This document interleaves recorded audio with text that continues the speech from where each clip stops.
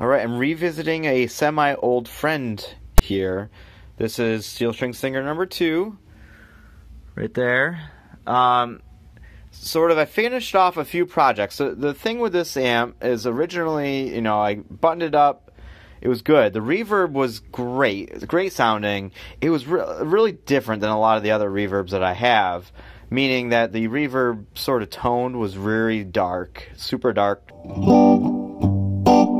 reverb tone. I had to really work the dials here in order to get a decent tone out of it, or at least a decent drive for a wet-dry mix. I really had to drive it almost all the way. So I thought, the circuit works, not really too motivated to look back. But now I got some extra time after finishing a few projects, and I really wanted to take a look at this.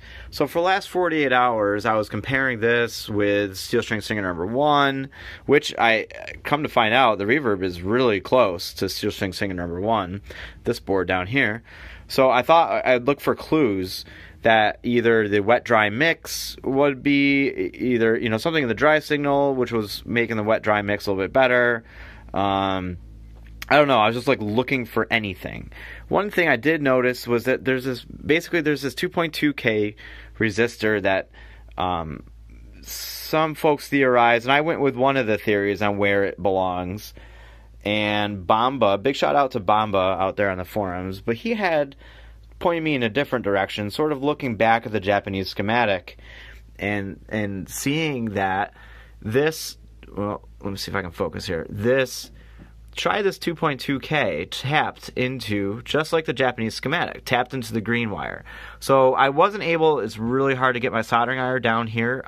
So I just tapped into here. Underneath is actually the shielding, so I was able to scoot the lead underneath the wire inside and just solder directly to that transformer cable. Wired it up here, and then where this 2.2K was, I jumped it for now. So basically what we have going on here is a direct line, no more dropping 2.2K from the output of the reverb pan going into the 12AX7 over there in the corner.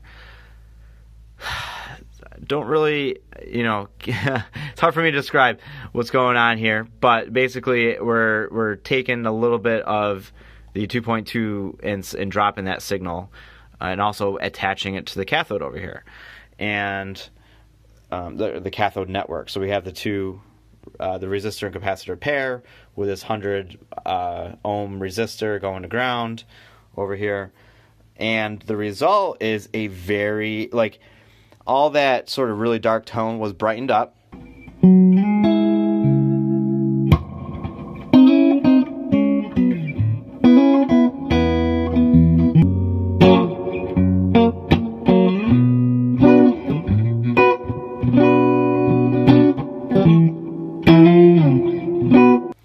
Which is great because that's kind of welcomed. Feels more usable, and the range is a lot better on the knobs here. I still have to push it. Right now I'm using a 5751 tube in here, so it's a little bit stronger of a tube than a 12AT7.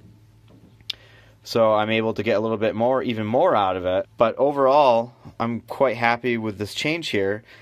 So that's what I got going on here. I'm really excited. I'm going to call this done. This is officially done. I have no more concerns. I'm going to button it up.